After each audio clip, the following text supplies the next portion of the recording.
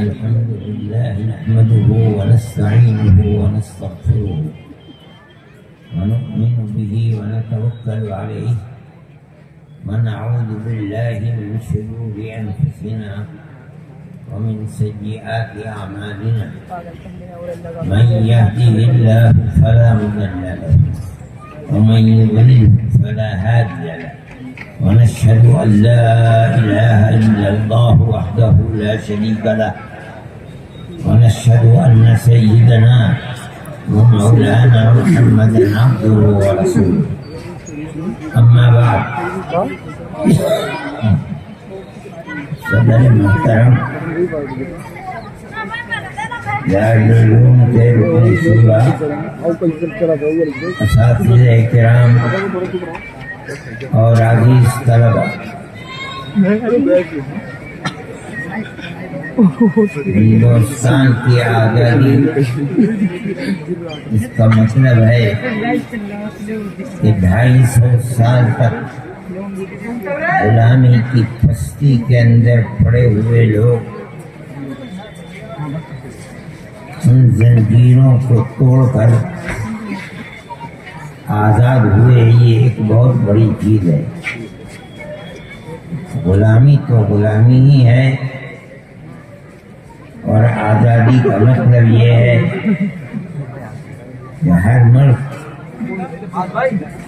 ملک کے رہنے والے یہ سمجھتے ہیں کہ یہ ملک ہمارا ہے اور اس ملک کی آزادی کے لیے ہم نے قربانی دی ہے. یہ بہت بڑی نعمت ہے. ملک کی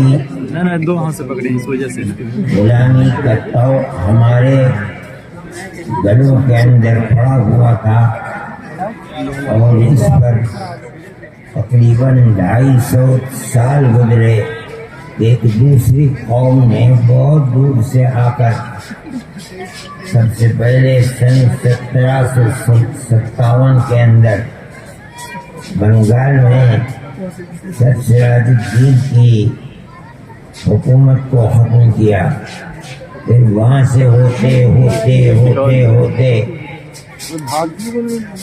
ہندوستان کے مختلف نوابوں کی حکومتوں کے اوپر فیصلہ کیا، اور آخر میں آ کر کے 1803 کے اندر انہوں نے ملک کے اوپر اپنے مکمل اختیار کا ڈھنڈورا پیٹ دیا. 1799 میں ٹیپو سلطان کی شہادت ہوئی. ان کے جسم کے پاس کھڑے ہو کر کے، مردہ جسم کے پاس، انگریز کرنل نے کہا تھا کہ آج اس کی موت کے بعد ہندوستان ہمارا ہے. نوابین بہت تھے، لیکن انگریز یہ سمجھتا تھا کہ ان کو اپنے مقصد کے مطابق استعمال کرنا ہمارے لیے ممکن ہے، لیکن ایسی ذات جو کسی صورت میں غلامی کو قبول نہیں کر سکتی، وہ صرف سلطان کی کوئی شخصیت تھی. چنانچہ یہی ہوا. ہر شخص اپنے بزرگوں کی تاریخ کو یاد کرتا ہے. ہم بھی اپنی تاریخ کو یاد کرتے ہیں، اپنے بزرگوں کی تاریخ کو یاد کرتے ہیں. آپ لوگوں کو یاد رکھنا چاہیے، سننا چاہیے، پڑھنا چاہیے، یہ جاننا چاہیے. میں یہ بات کہتا ہوں کہ ملک کی آزادی کا سب سے پہلا پتھر مسلمان اور علماء نے رکھا. دنیا کا کوئی شخص اس کا انکار نہیں کر سکتا. صحیح ہے. سراج الدین بنگال کی حکومت کو ختم کیا، انگریز نے رانچی کی حکومت کو ختم کیا.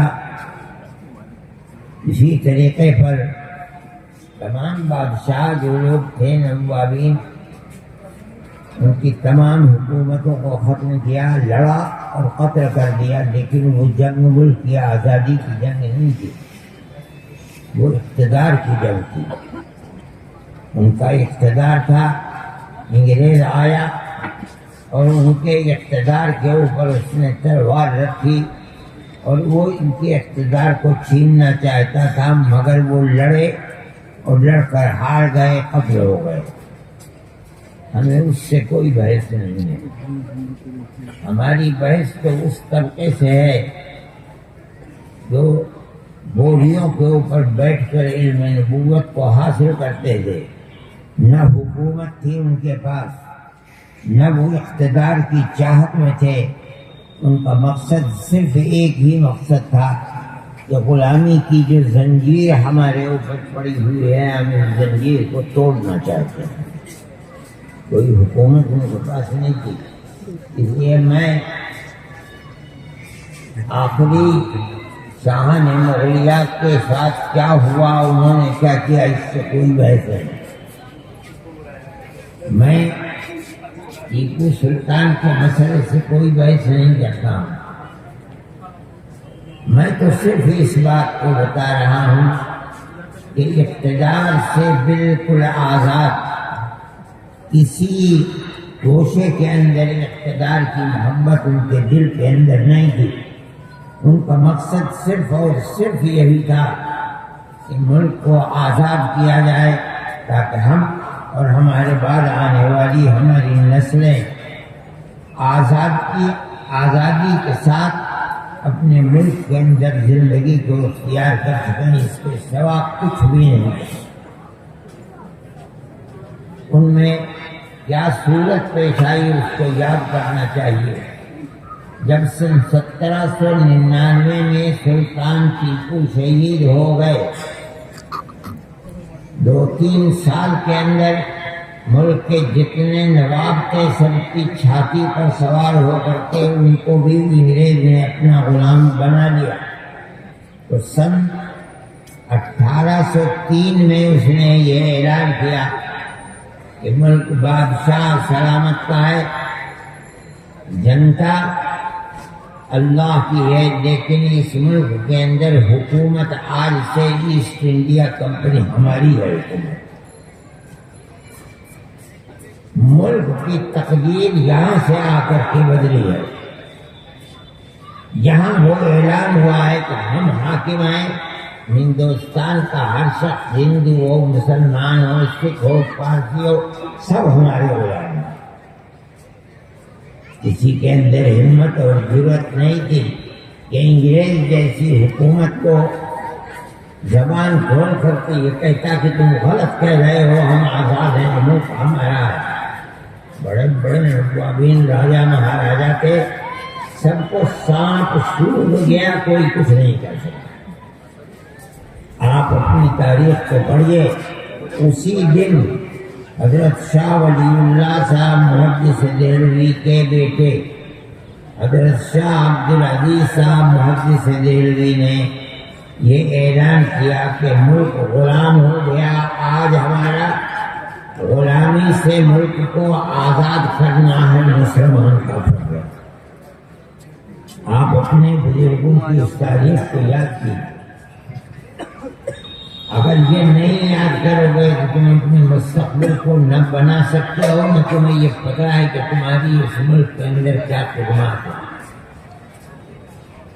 یہ اعلان سب سے پہلے ایک عالم نے کیا. شاہ عبدالقادر صاحب، شاہ عبدالعزیز صاحب کا مدرسہ تھا، اس کے آثار آج بھی ہیں. لیکن شاہ عبدالقادر صاحب جس مسجد کے اندر رہتے تھے وہ مسجد اکبری بیگم کی مسجد کی کہا جاتا ہے. یہ اکبر کی بیٹی تھی، اس نے اس مسجد کو بنایا تھا. لال قلعہ اور جامع مسجد کے درمیان میں تھی یہ مسجد. یہاں بیٹھ کر کے اکابر نے، علماء نے ایک عام فیصلہ کیا کہ ملک آج غلام ہو گیا، اس کے لیے جہاد آزادی ہر فرد کا فرض ہے. آپ اپنی اس تاریخ کو نہیں جانتے. کوئی شخص بڑے سے بڑا نواب اور بڑے سے بڑا راجا اپنی زبان کے اندر یہ طاقت نہیں رکھتا تھا کہ یہ کہے کہ ملک کی آزادی کے لیے جہاد کر رہا ہے۔ یہی بولیا نشین لوگ تھے جنہوں نے یہ بات کہی، انہیں اس کی سزا ملی، ان کی جائیدادوں کو قرق کر لیا، ان کے مدرسوں کو ویران کر دیا۔ جس مسجد کے اندر سے اعلان کیا گیا تھا اس مسجد کو توڑ کر دفن کر دیا گیا۔ کس جرم کے اندر کہ کیسے کہہ رہے ہیں کہ ملک کی آزادی ہمارا کردار ہے، ہمارا فرض ہے، ہم ملک کو آزاد کریں۔ ان کو اپٹن کی لگا دی گئی جسم میں، جس کو ان کا جسم سفید ہو گیا۔ ان کو ایسا زہر کھلایا گیا جن سے شاہ عبدالعزیز صاحب محدث دہلوی کی آنکھیں کی بینائی چلی گئی اور وہ اندھے ہو گئے۔ شہر بند کر دیا گیا، لیکن کسی طرح سے پھر اس کے بعد وہ دہلی چڑھ جائے۔ آپ کو معلوم نہیں، ان کے بارے میں یہ چیز مشہور ہے کہ وہ تپتی تپتی دھوپ میں جامع مسجد کے تپتے ہوئے پتھر کے اوپر، آپ نے دیکھا ہوگا پتھر ہے، ننگے پیر اس کے اوپر دوڑا کرتے تھے۔ یہ کیا تھا؟ ملک کی آزادی کی جہاد کے لیے اپنے آپ کو تیار کرتے تھے۔ یہ آپ کے بزرگوں کی تاریخ ہے جس کو آپ نہیں جانتے۔ یہ اعلان ہی نہیں کیا انہوں نے، بلکہ اپنے شاگرد ایک اور ایک ان کے خاندان کے ایک فرد سید احمد شہید بریلوی جو حضرت علی میاں صاحب مرحوم کے آباء و اجداد میں ہیں، تکیہ رائے بریلی کے رہنے والے تھے، اور شاہ اسماعیل شہید رحمۃ اللہ علیہ، ان دونوں کو تیار اپنی زندگی کے اندر کر دیا ہزار مصیبتوں کے باوجود۔ حضرت شاہ عبدالعزیز صاحب محدث دہلوی 1824 کے اندر انتقال فرما گئے رحمۃ اللہ علیہ، لیکن اپنے دو شاگردوں کو تیار کر رہے تھے۔ ان لوگوں نے پورے ہندوستان کا دورہ کیا، آج کی طرح نہ ہوائی جہاز تھے، نہ اور کوئی راستہ تھا، جہاں دریا تھے وہاں کشتیوں کا اندر سفر، ان کا مظفر نگر تک آنا یہ ثابت ہے، اور گھوڑوں کا باندھنا وہاں رہنا یہ بھی ثابت ہے، بلکہ بالکل جنوبی ہندوستان میں کیرلا تک پہنچنا یہ بھی ثابت ہے تاریخ سے۔ کیوں سفر کیا؟ کوئی کاروبار تھا ان کا؟ نہیں، انہوں نے مسلمانوں کو جو بتایا کہ تم غلام ہو گئے ہو، تم اپنی غلامی سے آزادی کس طرح حاصل کرو۔ یہ تمہارے آباء و اجداد کی تاریخ ہے۔ مبارک تو چڑھنے دینا اوپر غازی ہو گئے۔ وہاں ایک شخص نے کہا کہ میں اپنے اولاد کو دیتا ہوں اسی لیے تاکہ وہ اپنے آپ کو جہاد میں آپ کے ساتھ کر کے اور شہید ہو جائے۔ چنانچہ خدا نے اس کی بات کو قبول کر لیا، اور اس نے بہت بڑی رقم جو آج 50 کروڑ روپے کے برابر ہو سکتی ہے حضرت شاہ صاحب کو دی۔ چنانچہ جو لوگ بالاکوٹ کے میدان میں شہید ہوئے ہیں، غازی پور کے جوان کا بھی ذکر ہوتا ہے، باپ نے جو نیت کی تھی اللہ نے اس کی نیت کو قبول فرمایا۔ میرے بھائی، سب سے پہلی آواز مسجد سے اٹھی، اس مسجد کو شہید کر دیا گیا۔ آج بھی اس مسجد کے نشانات موجود ہیں، اور اتفاق یہ ہے کہ 7-8 سال پہلے پتہ نہیں کس جگہ کس وقت کھود رہے تھے، اس مسجد کے آثار آ گئے۔ مسلمانوں نے سوچا، جب پتہ چلا کہ یہی وہ مسجد ہے جہاں سے آزادی ہند کی آواز نکلی تھی اور جہاد فی سبیل اللہ کیا گیا تھا، مسلمان ٹوٹ پڑا، مگر ہندو جو فرقہ پرست طاقتیں تھیں انہوں نے اس کو دوبارہ نہیں کیا، اور اس کے بعد حکومت کی قوت کے ساتھ اس کو پھر دوبارہ دفن کر دیا گیا۔ اگر آزادی کی قدر و قیمت پہچاننے والے لوگوں کی حکومت ہوتی تو اس مسجد کو نکال کرتے اور اس کو آثار قدیمہ میں رکھ کر یہ بتایا جاتا کہ انگریز کی غلامی سے نکلنے کی سب سے پہلے آواز یہاں سے اٹھتی تھی. اگر نہیں دیا گیا پھر اس کو دفن کر دیا گیا. لیکن میں ایک بات سوچتا ہوں کہ الہ العالمین زمانہ کس طرح بدلتا ہے. ملک کی آزادی غلامی کی زنجیر کو اپنی گردن سے اتار کر پھینکنا، ملک کی آزادی کی تحریک چلانا، جس کی سب سے پہلی بنیاد اکبر آباد کی مسجد ہے دلی کی. آج اپرس طاقت کو آزادی ملی ہوئی ہے تو ان مسجدوں کو کہا جاتا ہے کہ ان مسجدوں کو شہید کر دو. اتنی مسجدیں ہیں ان کو روزانہ توڑا جاتا ہے. اور وہ قوم جس نے ملک کی آزادی کے لیے 1 2 10 20 ہزار نہیں ہزار لوگوں کو سولی پر چڑھا دیا، اس قوم کی اولاد کو کہا جا رہا ہے کہ یہ لوگ دیش وروधी ہیں، دیش کے دشمن ہیں. اس تاریخ کو بیان نہیں کیا جاتا، ہم بیان کرتے ہیں. لیکن ہمارے باپ دادا کی تاریخ ہے، ہمارے آبا و اجداد کی تاریخ ہے. آج ملک کی آزادی پر جشن منایا جا رہا ہے. سب سے پہلے حقدار اس جشن کے ہم اپنے آپ کو سمجھتے ہیں. کوئی بیماری کا علاج ہے تو بتائے کہ آزادی کی تحریک کہاں سے چلی ہے. ہم بتا رہے ہیں کہ آزادی کی تحریک کہاں سے چلی ہے. میرے بھائی یہ صورتحال، یہ تاریخ جو میں کہہ رہا ہوں یہ مسلمانوں کی تاریخ ہے. اور اس تاریخ کی وجہ سے یہ پہلا پتھر ہے انگریزوں سے 250 سالہ حکومت کو کے اندر تزلزل پیدا کرنے کے لیے، اور پیدا کر دیا اور کالا منہ ہو کرتے ہوئے اس ملک سے نکل کر اپنے ملک میں چلے گئے. یہ آپ کی تاریخ ہے، آپ کے آبا و اجداد کی تاریخ ہے. چنانچہ قافلہ آگے چلتا رہا. حضرت شاہ وزیر نے اپنے 2 وارثوں کو، علمی وارثوں کو تیار کیا. وہ لوگ نکلے یہاں سے اپنے قافلے کو مجاہدانہ لے کر کے رائے بریلی سے چلے تقیے، اور انہوں نے اپنے لیے جس میدان کا انتخاب کیا تھا وہ آزاد قبائل شمال کے اندر پشاور کے اوپر. جانتے تھے کہ وہاں کے لوگ جنگجو ہیں، پیچھے ہٹنے والے نہیں ہیں. اسی حصے کو انہوں نے آزادی کے لیے جمایا تھا، منتخب کیا تھا. چنانچہ اس انتخاب کا فائدہ ہوا، وہ لوگ لڑتے رہے، مرتے رہے. لیکن خدا کی قدرت ہے کہ اس سے نچلا حصہ جو تھا بالا کوٹ کا، یہاں بغاوت شروع ہو گئی. بغاوت کرنے والے مسلمان نہیں تھے.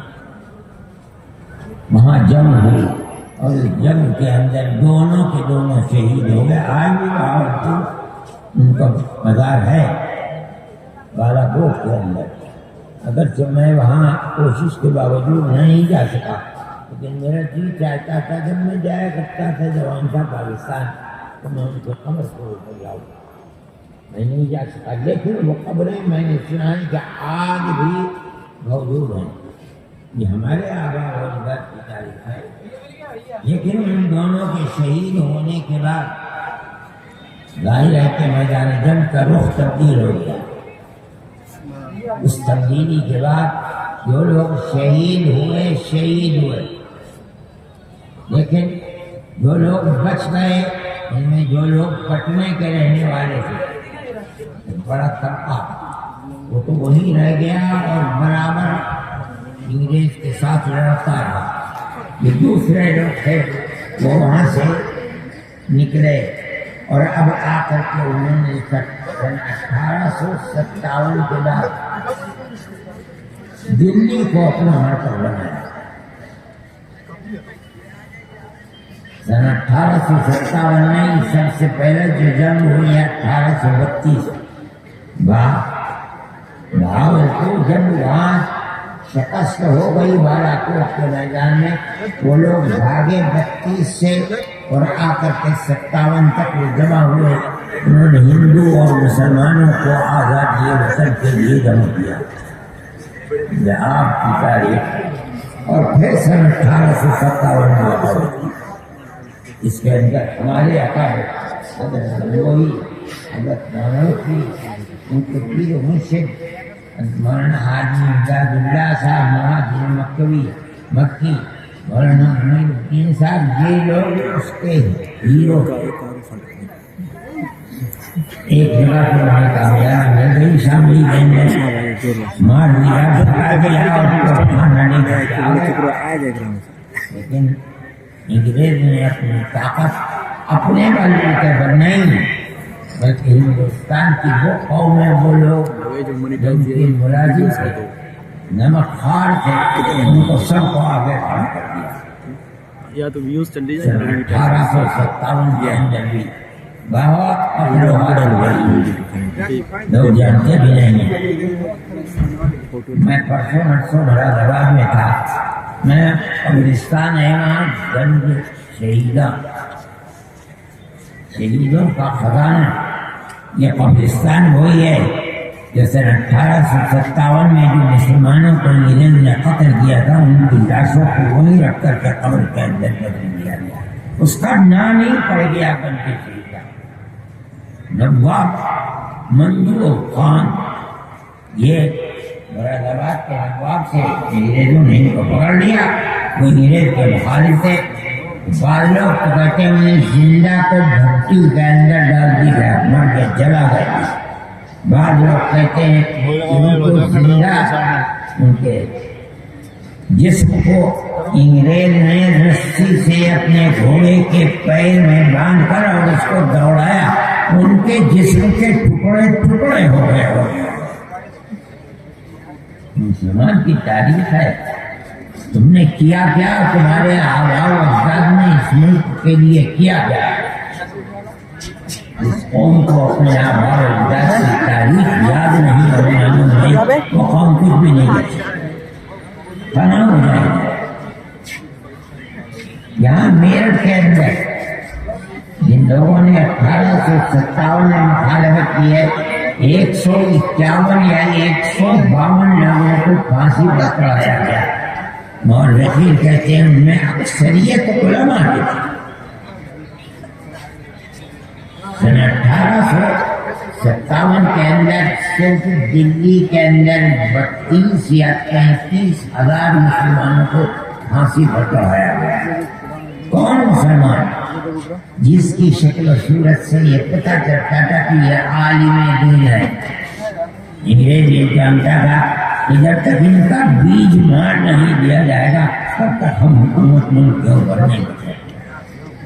33,000 مسلمانوں کو قتل کیا اور لال قلعے کے سامنے جتنے درخت ہیں ان کی لاشوں کو اسی کے اوپر لٹکا دیا گیا، سبق سکھلانے کے لیے جو ہماری مخالفت کرے گا اس کا انجام دیا گیا. یہ مسلمان کی تاریخ ہے. آپ کو اپنی تاریخ کو یاد رکھنا چاہیے. آپ کو اپنی تاریخ نہ معلوم ہے. اور یہ بھی کیا ہے خدا جانے. اس زمانے کے اندر کیونکہ وہ انگریز کا زمانہ تھا اس لیے دارالعلوم دیوبند کی بنیاد رکھی گئی. اس کے نظام تعلیم اور نصاب تعلیم کے اندر مسلمانوں کی آزادی ملک کے لیے جو تاریخ ہے نصاب تعلیم میں وہ تاریخ نہیں رکھی جا سکی. اس لیے کہ 1866 کے اندر دارالعلوم آباد ہوا. قتل و غارت ولی کے دروازے کھلے ہوئے تھے. اس کے نصاب تعلیم کے اندر کوئی ایسا مضمون رکھنا کہ جس سے لوگوں کے اندر جہاد آزادی وطن زندہ رہے ممکن نہیں تھا. اس لیے وہ نصاب نہیں ہے. اس کا انجام یہ کہ ہم اور ہماری اولاد اس سے غافل. سنیے 1857 کے اندر جب اتنی بڑی تعداد قتل ہو گئی، اب مجاہدین آزادی ختم ہو گئے. آئندہ جہاد آزادی وطن کے لیے کون اٹھے گا اور کہاں سے لائیں گے لوگوں کو؟ حضرت نانوتوی رحمۃ اللہ علیہ، حضرت گنگوئی رحمۃ اللہ علیہ جیل میں چلے گئے. ان سب لوگوں نے مل کر کے خدا جانے کس طرح حاجی صاحب کو چھپتے چھپاتے بمبئی اور بمبئی سے جہاز میں بیٹھا کر مکے سے بہت عمر رسیدہ کے ان کو بھجوا دیا مکہ مدینہ۔ حضرت نانوتوی رحمۃ اللہ علیہ انگریز کی پکڑ سے رہی دیوبندی میں اور سر بزرگار میں، مگر ان کی پکڑ میں آ نہیں سکے۔ 3 سال تک مستقل ان کو تلاش کیا جاتا رہا اور مسلمانوں کی تباہی بربادی کے لیے دروازے کھلے ہوئے تھے، برباد کیا جاتا رہا۔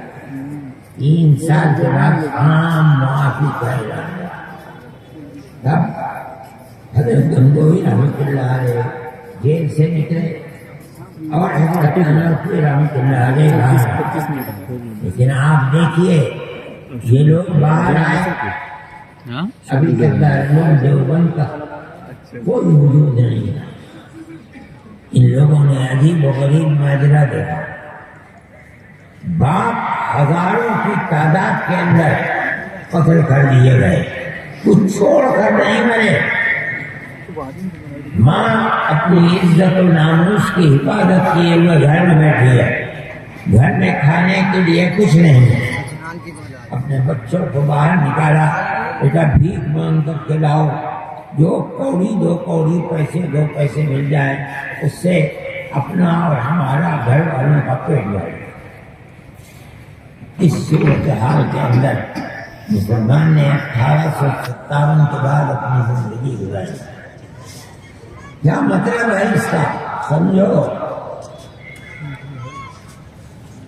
جب آزادی ملی اور آئی تو اس چیز کو دیکھ کر یہ نہیں ہوا کہ بیٹھ جاتے اپنے گھر کے اندر یا ہندوستان چھوڑ کر کسی دوسرے ملک میں چلے جاتے، یہی رہے۔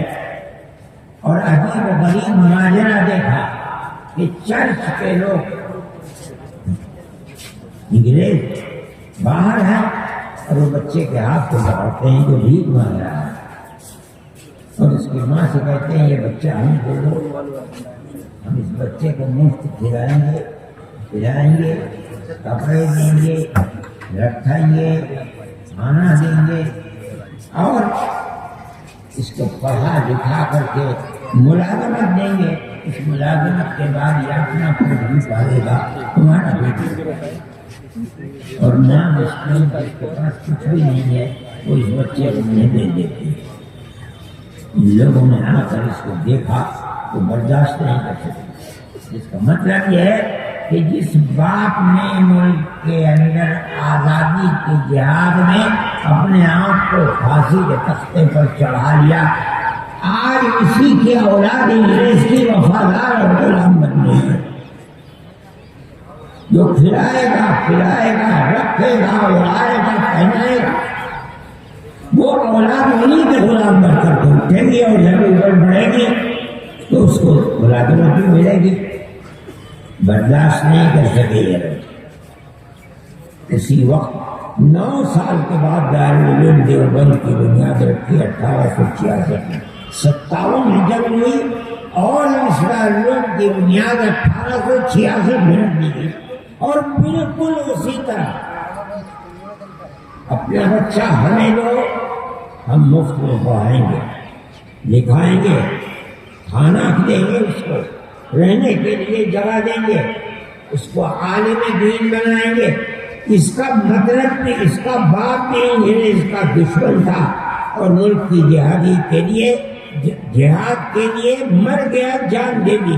یہ بچہ بھی اسی کی جگہ کھڑے ہو کرتے، انگریز کی غلامی نہیں، انگریز کے مقابلے میں جہاد کرنا۔ یہ بڑی عجیب و غریب چیز ہے۔ دارالعلوم دیوبند کی بنیاد رکھی ہے، صحیح ہے۔ انگریز تو یہ دعویٰ کرتا تھا کہ ہماری حکومت اتنی بڑی ہے کہ اس میں سورج غروب نہیں کرتا، دولت کے انبار اس کے پاس ہے۔ یہ جو کہہ رہے ہیں کہ مدرسے کو اس طرح چلائیں گے، ان کے پاس کیا ہے؟ یہ تو بوریا نشین ہے، صبح خان ہمیں گیا ٹھیک ہے، شام کو نہیں گیا ٹھیک ہے، نہیں گیا پیٹ سے پتھر بن گیا، یہ تو ان کا تو کردار یہ تھا۔ یہ کہاں سے اپنی قوم کو پڑھا دیں گے؟ انہوں نے اپنی قوم کو پیغام دیا کہ اس مدرسے کو زندہ رکھو جس کے پاس جو طاقت ہے. اگر مدرسہ زندہ ہے دارالعلوم دیوبند، تم زندہ ہو، تمہاری آنے والی نسلیں زندہ ہیں، تمہارے گھروں کے اندر اسلام و ایمان زندہ ہے. اگر مدرسہ مر گیا سب برباد ہو گیا. خدا نے ان کی آواز کے اندر وہ طاقت رکھی تھی کہ سارے ملک کے مسلمان اس کی زندگی کے اوپر چل پڑے. سب سے پہلے ایک چاندی کا روپیہ حضرت حاجی اللہ صاحب مہاجر مکی نے دیا تھا، وہ آج تک دارالعلوم کے اندر موجود ہے. آپ کی تاریخ ہے، آپ کے بزرگوں کی تاریخ ہے. ملک کی آزادی کے اندر ان کا کردار کیا تھا؟ یہ کردار تھا ان سے جو افراد پیدا ہوئے ہیں وہی لوگ کہ سب کچھ ہم دیں گے اور تم کو آزادی ہندوستان کے لیے مجاہد بنا کر کے اٹھائیں گے. اس کے اندر وہ ناکام ہو گئے، ہمارے اکابر کامیاب ہوئے. ایسے افراد پیدا ہو گئے. ان میں سب سے پہلی شخصیت ہمارے سب کے اکابر حضرت شیخ الہند مولانا محمود حسن رحمۃ اللہ علیہ، جنہوں نے پڑھا دارالعلوم میں، تربیت حاصل کی حضرت گنگوہی رحمۃ اللہ علیہ، شاگرد ہوئے حضرت نانوتوی رحمۃ اللہ علیہ. ان کے دلوں کے اندر جو آزادی وطن کا جوش تھا، اس آزادی وطن کے جوش کو انہوں نے اپنے اندر لیا اور دارالعلوم کی اسی چہار دیواری سے اتنے بڑے بڑے افراد کو پیدا کر دیا جنہوں نے اپنی جان آزادی وطن کے لیے دی. نہیں بھائی، یہ آپ کی اپنی تاریخ ہے، آپ کے بزرگوں کی تاریخ ہے. اسی تاریخ کی وجہ سے دارالعلوم آج زندہ ہے اور انشاءاللہ ہمیشہ زندہ ہے. انشاءاللہ. میں کہتا ہوں جتنے مدرسین ہیں وہ صرف تعلیم کے لیے ہی نہیں بنائے گئے تھے، بلکہ وہ آزادی وطن کے لیے مجاہد پیدا کرنا اصل مقصد تھا. مولانا محمد حسن گیلانی دارالعلوم کے فاضل تھے، حضرت شیخ الہند رحمۃ اللہ علیہ کے فاضل تھے. وہ بیان کرتے ہیں حضرت شیخ الہند نے یہ کیا، میں جانتا ہوں کہ ان کا مقصد کیا تھا. حضرت شیخ الہند فرماتے ہیں حضرت نانوتوی کا مقصد کیا تھا دارالعلوم کو قائم کرنے کا. یہ کہنا چاہتے ہیں کہ صرف تعلیم نہیں بلکہ ملک کی آزادی کے لیے مجاہد پیدا کرنا ان کا مقصد تھا، اور اس مقصد کے اندر 100% کامیاب ہے. حضرت شیخ الہند رحمۃ اللہ علیہ نے ایسی تاریخ اپنی پیش کی ہے کہ دنیا اس کی تاریخ